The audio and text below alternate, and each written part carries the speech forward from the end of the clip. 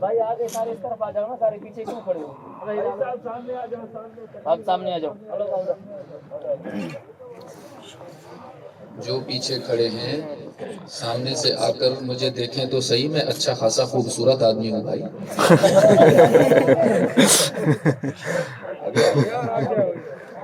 ہمارے اساتذہ فرمایا کرتے تھے کہ جب دین کی بات ہو رہی ہو تو پیچھے کھڑے ہونا بے ادبی ہوتا ہے. سامنے تشریف لے آئیں تاکہ میں آپ کو دیکھوں، آپ مجھے دیکھیں.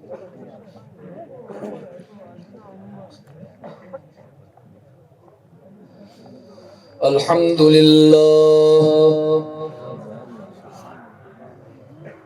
الحمد للہ وحدہ والصلاة والسلام علی من لا نبی بعدہ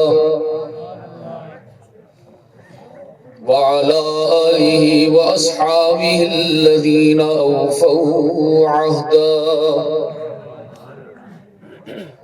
الذين هم مفاتيح الرحمة ومصابيح الغرر.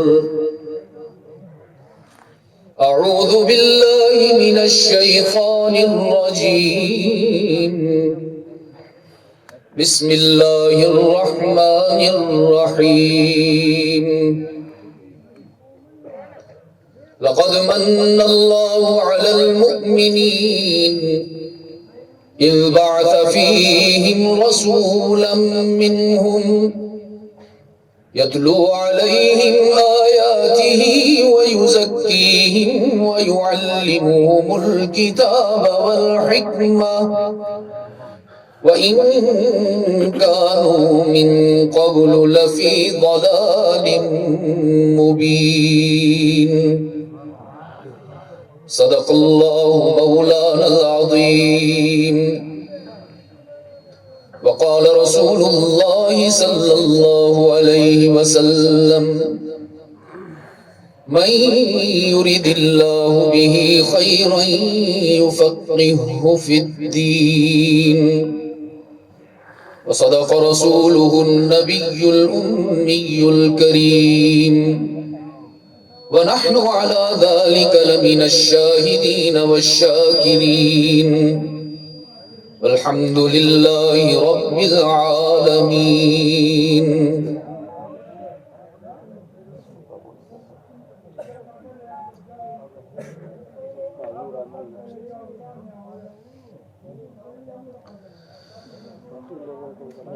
گرامی قدر علماء کرام،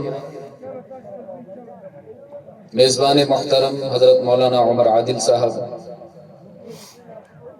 ارباب علم و دانش، محترم بزرگوں، عزیز دوستو،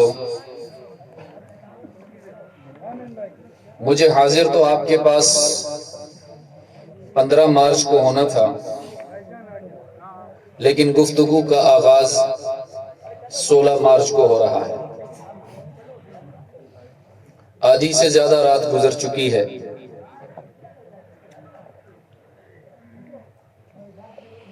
اور ہم یہاں ڈام وندر بلوچستان میں اپنے آقا سرکار دو عالم صلی اللہ علیہ وسلم کی شان بیان کرنے اور سننے کی سعادت کے حصول کے لیے جمع ہے. قرآن کریم کی ایک آیہ کریمہ میرے پیش نظر ہے جس میں رب العالمین نے اپنے محبوب کی شان بیان فرمائی. حضرت شاہ صاحب رحمۃ اللہ علیہ فرمایا کرتے تھے سیرت سرور کائنات وہ منفرد موضوع ہے جس کو بیان کرنے کے لیے جبرائیل کی زبان چاہیے اور سننے کے لیے ابو بکر کا دل چاہیے. دنیا کی ہر بات پرانی ہو جاتی ہے لوگ کہتے ہیں ہم اکتا گئے بار بار آپ کی بات سن کر، کوئی نئی بات کیجئے۔ لیکن رحمت عالم صلی اللہ علیہ وسلم کی مبارک زندگی کے ارد گرد گھومنے والے واقعات کو اللہ نے ایسا سدا بہار بنا دیا کہ جب بھی سیرت بیان کی جائے یا سنی جائے، اس سے انسانوں کے دل و نگاہ شاداب بھی ہو جاتے ہیں، معطر بھی ہو جاتے ہیں، تازہ دم بھی ہو جاتے ہیں۔ میرے عزیز دوستو، چونکہ وقت بہت گزر چکا ہے اور رحمت عالم صلی اللہ علیہ وسلم کی سیرت کو بیان کرنے کے لیے عمر نوح بھی کم ہے، قیامت تک کا وقت بھی کم ہے،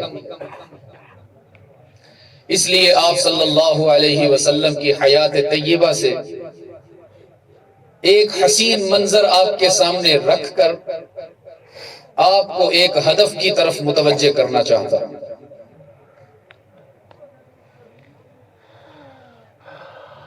رحمت عالم صلی اللہ علیہ وسلم کو دھمکی دی گئی،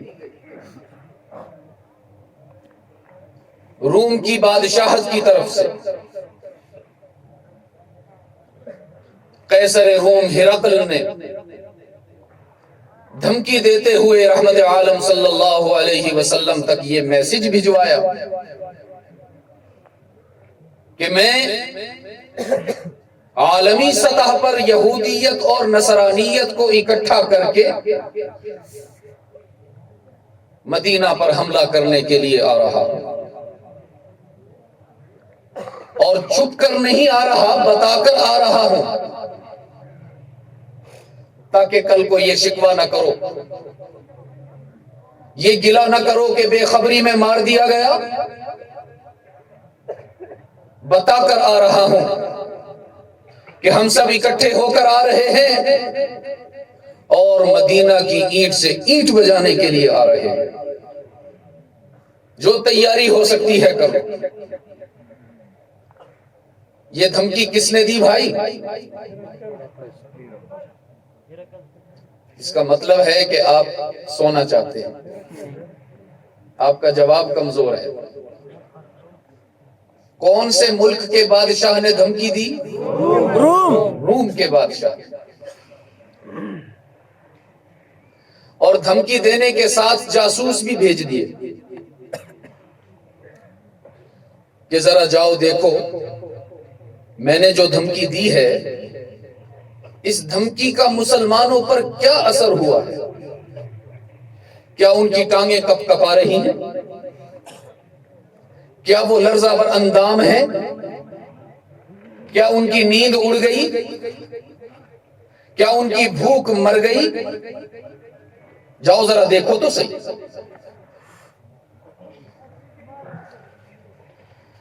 تو میرے عزیز دوستو، یاد رکھیے گا، اسلام دین امن ہے، دین رحمت ہے، یہ دین جارحیت نہیں ہے۔ یہ بنی نوع انسان کو آباد کرنے کے لیے آیا ہے، برباد کرنے کے لیے نہیں آیا۔ یہ آگ لگانے کے لیے نہیں آیا، لگی ہوئی آگ کو بجھانے کے لیے آیا۔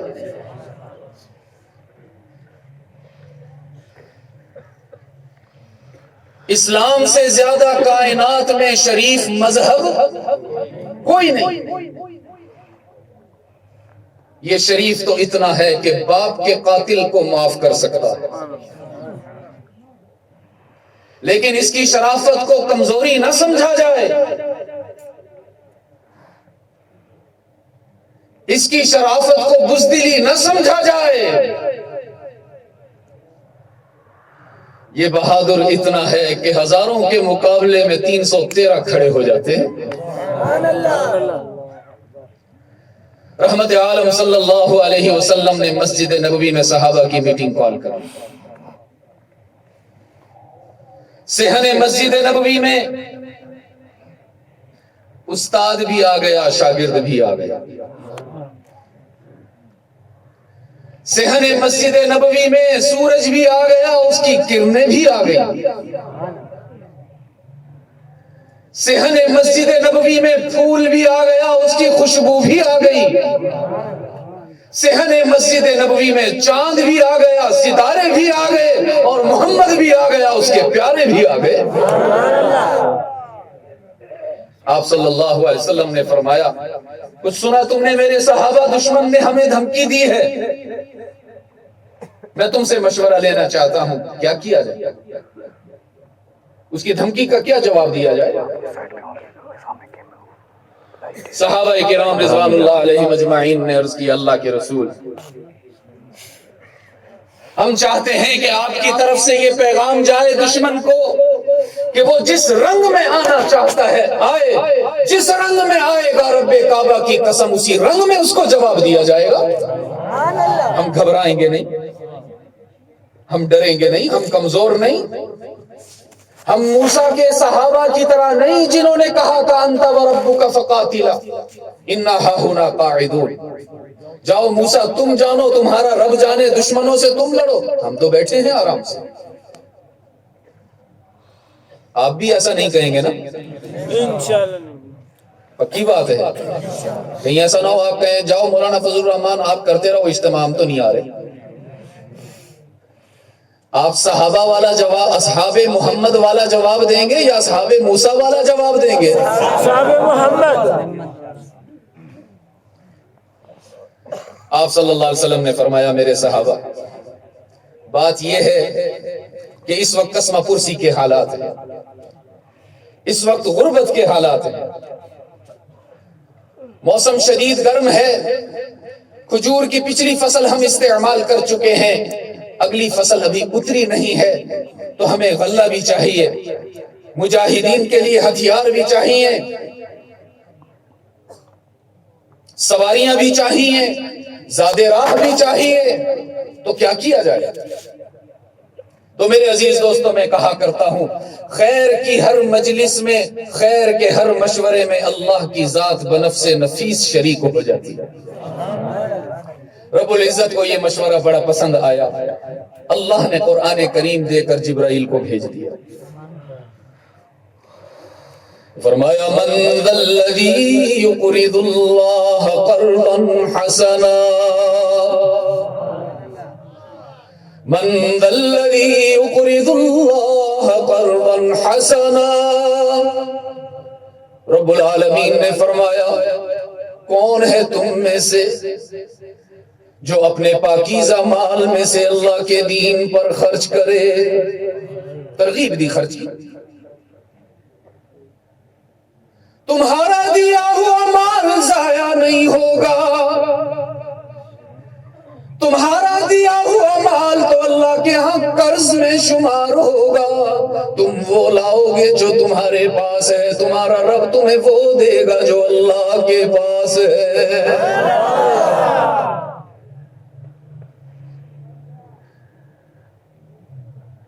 میرے عزیز دوستو، یہاں شیطان یہ غلط فہمی پیدا کرنے کی کوشش کرتا ہے کہ اللہ کو قرضہ مانگنے کی کیا ضرورت؟ تو صحابہ کرام سے بہتر اس راز کو کوئی نہیں سمجھ سکتا تھا کہ رب العالمین جب خرچ کرنے کی ترغیب دیتے ہیں تو یہ اللہ کی ضرورت نہیں ہوتی، اس کا پیار، اس کی رحمت، اس کی شفقت ہوتی ہے۔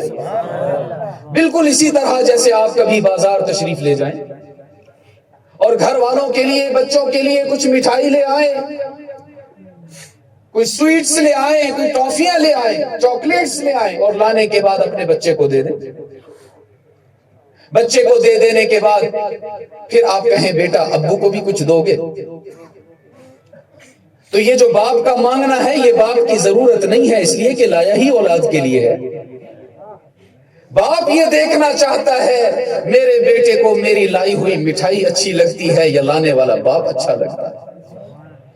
تو جو سعادت مند بیٹا ہوتا ہے وہ سارے کا سارا ڈبہ اٹھا کر باپ کے سامنے رکھ دیتا ہے۔ تو اب پھر یہ کوئی باپ کے دل سے پوچھے کہ اس کے دل میں بیٹے کے لیے محبت کے کیسے سمندر موجے مار رہے ہوتے ہیں۔ اس راز کو بھی صحابہ سے زیادہ کوئی نہیں سمجھ سکتا تھا کہ رب العالمین جب خرچ کرنے کی ترغیب دیتے ہیں یہ اس کی ضرورت نہیں ہوتی، اس کا پیار ہوتا ہے. وہ یہ دیکھنا چاہتا ہے میرے بندوں کو میرا دیا ہوا مال اچھا لگتا ہے یا اس مال کا دینے والا رب اچھا لگتا ہے. اس لیے کہ اللہ کو کسی کے مال کی ضرورت، تھوڑا سا جاگو نا،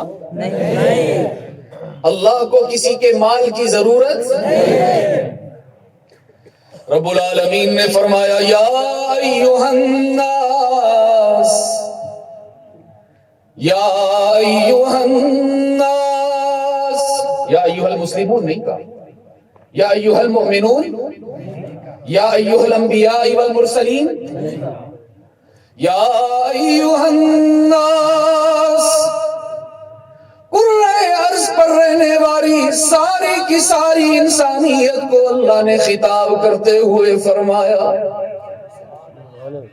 تم مرد ہو یا عورت، تم بادشاہ ہو یا فقیر، تم وزیر ہو یا اسیر، تم بوڑھے ہو یا جوان، تم کائنات کے کسی بھی گوشے میں بسنے والے ہو، تم سب کے لیے رب کا اعلان ہے انتم الفقراء الی اللہ. تم سب کے سب اللہ کے در کے فقیر ہو.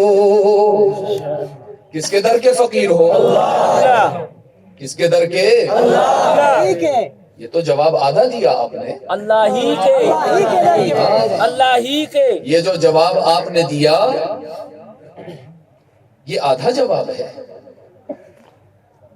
اور یہ مشرکین مکہ بھی دے دیا کرتے تھے. رب العالمین نے فرمایا وَلَئِن سَأَلْتَهُمْ، اور میرے محبوب اگر آپ ان مشرکین مکہ سے پوچھیں گے من خلق السماوات والارض، کس نے پیدا کیا آسمان، کس نے بچھایا زمین کا فرش، لَيَقُولُنَّ اللَّهُ، کیا جواب دیں گے؟ لیکن کہیں گے بڑے بڑے کام تو اللہ کرتا ہے، چھوٹے چھوٹے کام اللہ کے پیارے بھی کرتے ہیں.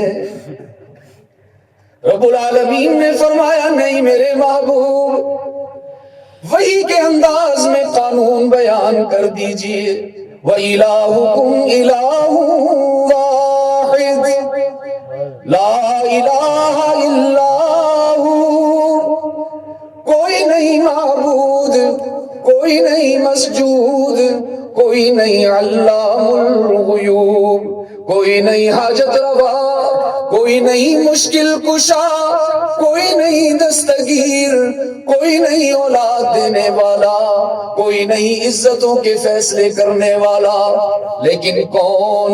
اللہ ہی. اللہ ہی. کیا کہیں گے؟ اللہ ہی.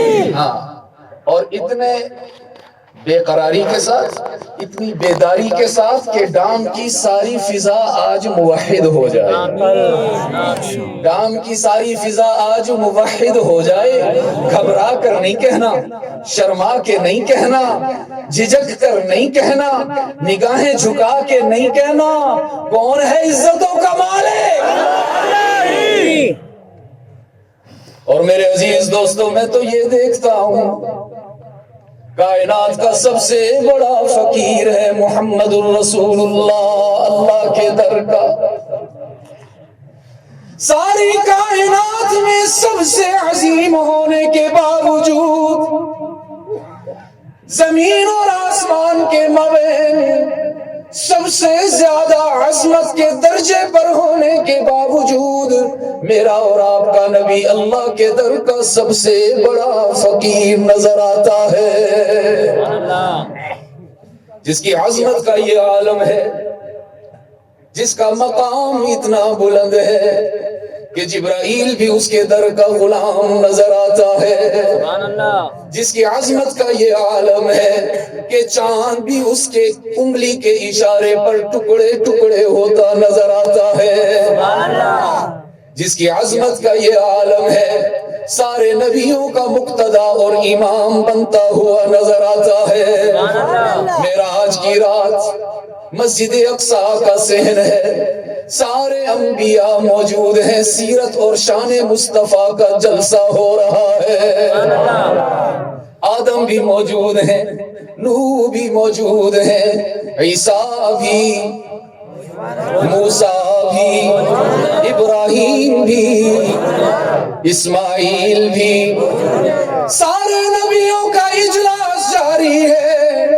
رب العالمین کی طرف سے اعلان ہو گیا، اب نماز ادا کی جائے گی، سارے نبی صفوں میں کھڑے ہو جائیں۔ ہر نبی صف میں کھڑا ہو گیا، ہر رسول صف میں کھڑا ہو گیا، جبرائیل آ گئے، امام کے لیے مصلی بچھا دیا گیا۔ ہر نبی کے دل میں ہے کہ آج اس مصلی پر میں کھڑا ہوں۔ آدم بھی یہ سوچ رہا ہے میں تو سارے انسانوں کا باپ ہوں، شاید مجھے امام بنایا جائے۔ ابراہیم بھی سوچ رہا ہے میں جد الانبیاء ہوں، شاید مجھے امام بنایا جائے۔ اسماعیل بھی سوچ رہا ہے میں تو قربانی کا معیار ہوں، شاید مجھے امام بنایا جائے۔ عیسیٰ بھی سوچ رہے ہیں، موسیٰ بھی چاہتے ہیں کہ امام بن جاؤں۔ رب العالمین نے فرمایا نہیں، آج کوئی اور امام نہیں بنے گا، آج تو میرا محبوب محمد امام بنے گا۔ کون امام بنا بھائی؟ محمد صلی اللہ علیہ وسلم۔ اے کاش کہ اللہ ہمیں یہ توفیق دے کہ جب ہمارے محبوب کا ذکر ہو تو درود اتنی اونچی آواز سے پیش کیا جائے کہ اللہ کا عرش بھی ہلنا شروع ہو جائے۔ رحمت عالم نہیں، یہ نہیں پہنچا بھائی، یہ نہیں پہنچا ابھی۔ رحمت عالم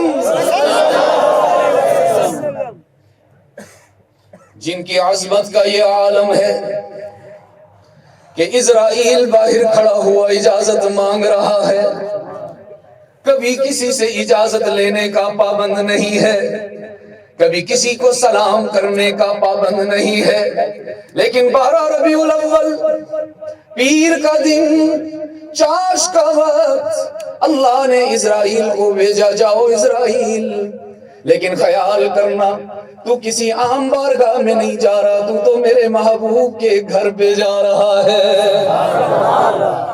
سلام کرنا، اجازت طلب کرنا، میرا محبوب تجھے آنے کی اجازت دے تو چلے جانا، ورنہ ویسے ہی باہر آ جانا۔ مقام تو اتنا بلند ہے۔ سارے نبیوں کے امام نظر آتے ہیں، ساری کائنات میں سب سے افضل ہے محمد الرسول اللہ۔ میں کہا کرتا ہوں ساری کائنات کے پہاڑوں کو اکٹھا کر لو، صحراؤں کو اکٹھا کر لو، جنگلوں کو اکٹھا کر لو، آبشاروں کو اکٹھا کر لو، آسمان کو اکٹھا کر لو، اس کے ستاروں کو اکٹھا کر لو، سورج اور چاند کو اکٹھا کر لو، یہ سب مل کر اتنے عظیم نہیں جتنا محمد عظیم ہے صلی اللہ علیہ وسلم۔ میرے عزیز دوستو، اتنا بلند مقام ہے، اتنا بلند مقام ہے کہ اللہ نے اپنے محبوب کو اپنی محبت سے بنایا، ساری کائنات کو آرڈر دے کر بنایا نا جی۔ رب العالمین نے فرمایا انما امرہ اذا اراد شیئا ان یقول له کن فیکون۔ میں نے کن کہا آسمان بلند ہو گیا، میں نے کن کہا زمین کا فرش بچھ گیا، میں نے کن کہا ستارے چمکنا شروع ہو گئے، میں نے کن کہا عناکل چہکنا شروع ہو گئے، میں نے کن کہا پھول مہکنا شروع ہو گئے، میں نے کن کہا راتوں کو اندھیرا مل گیا، میں نے کن کہا صبح کو سویرا مل گیا، میں نے کن کہا سردی دسمبر میں آ گئی، میں نے کن کہا گرمی جون میں آ گئی، میں نے کن کہا ساری کائنات بن گئی، میں نے کن کہا جنت بن گئی، میں نے کن کہا جہنم بن گئی، میں نے کن کہا فرشتے تخلیق پا گئے، میں نے کن کہا جنات وجود میں آ گئے، میں نے کن کہا سارے نبیوں میں کمالات پیدا ہو گئے۔ رب العالمین نے فرمایا میں نے کن کہا ابو بکر میں صداقت آ گئی، میں نے کن کہا عمر میں عدالت آ گئی، میں نے کن کہا عثمان میں سخاوت آ گئی، میں نے کن کہا علی میں شجاعت آ گئی، میں نے کن کہا عائشہ صدیقہ ہو گئی، میں نے کن کہا فاطمہ زہرا ہو گئی، میں نے کن کہا حمزہ اسد اللہ ہو گیا، میں نے کن کہا خالد سیف اللہ ہو گیا، میں نے کن کہا حسین امام الشہداء ہو گیا۔ میں نے ساری کائنات کو کن کہہ کر بنایا، لیکن رب العالمین نے فرمایا جب بات آئی اپنے محبوب کو بنانے کی، جب بات آئی آمنہ کے لال کو بنانے کی، جب بات آئی عبداللہ کے یتیم کو بنانے کی، رب العالمین نے فرمایا او میرے محبوب، او میرے سونے محمد صلی اللہ او میرے محبوب، میں نے ساری کائنات کو کن کہہ کر بنایا ہے، میں نے ساری کائنات کو اپنی مرضی سے بنایا ہے، میں نے جیسے چاہا آسمان بلند کیا، میں نے جیسے چاہا زمین کا فرش بچھایا، لیکن میرے محبوب تجھے اپنی مرضی سے نہیں بناؤں گا، تجھے تو تیری مرضی سے بناؤں گا، تجھے کن کہہ کر نہیں بناؤں گا، تجھے تو ایسے بناؤں گا جیسے تو خود بتا دے گا۔ اور پھر اتنا حسین بنایا، اتنا محجبین بنایا، ایسا رحمت للعالمین بنایا کہ ساری کائنات گواہی دے رہی ہے محمد جیسا حسین۔ اے کاش کہ یہ کوئی نہیں اتنا اونچا ہوتا کہ کراچی تک تو آواز چلی جاتی، چلو مدینہ تک نہ صحیح، ساری کائنات گواہی دے رہی ہے محمد جیسا حسین۔ چلیے حضرت عائشہ رضی اللہ تعالی عنہ کی گواہی بتاتا ہوں کہ فرمایا لنا شمس وللآفاق شمس، لنا شمس وللآفاق شمس، وشمسی خیر من شمس السماء، فإن الشمس تطلع بعد فجر وشمسی تطلع بعد العشاء۔ ام المؤمنین مخدومۃ المسلمین، حبیبہ حبیب خدا، صدیقہ کائنات، صدیقہ بنت صدیق اکبر، سیدہ عائشہ صدیقہ، کیا کہیں گے اپنی ماں کے لیے؟ بس اتنی محبت رکھتے ہو ماں سے، کیا کہیں گے؟ سیدہ عائشہ رضی اللہ تعالی عنہا فرما رہی ہے لوگ آسمان کے سورج سے بڑے متاثر نظر آتے ہیں، لوگ آسمان کے سورج سے متاثر نظر آتے ہیں، اگر کوئی عائشہ سے پوچھے تو عائشہ بتائے آسمان کے کروڑوں سورج محمد کے جوتوں کی خاک پر قربان کیے جا سکتے ہیں۔ ارے آسمان کا سورج تو صرف دن کو روشنی دیتا ہے، رات کو اندھیروں میں گم ہو جاتا ہے نا، صرف دن کو روشن کرتا ہے، رات کو خود اندھیروں میں غائب ہو جاتا ہے۔ ارے محمد تو دن کو بھی روشنی دیتا ہے، رات کو بھی چمکتا نظر آتا ہے۔ میں نے پوچھا اماں رات کو میرا نبی کیسے چمکتا تھا؟ رات کو میرے نبی کی چمک کا کیا انداز ہوتا تھا؟ فرماتی ہیں عن عائشہ رضی اللہ تعالی عنہا قالت قام رسول اللہ صلی اللہ علیہ وسلم بآیت من القرآن کل لیلہ۔ کتنی راتیں گزر جاتی تھی، میرا محبوب کبھی قیام میں نظر آتا ہے، کبھی رکوع میں نظر آتا ہے، کبھی سجدے میں نظر آتا ہے، راتیں تھک جاتی تھی، محمد نہیں تھکتا تھا، اندھیرے تھک جاتے تھے، محمد نہیں تھکتا تھا. ساری ساری رات آنسو بہا بہا کر، ساری رات التجائیں کر کر کے امت کی مغفرت کی دعائیں کیا کرتا تھا.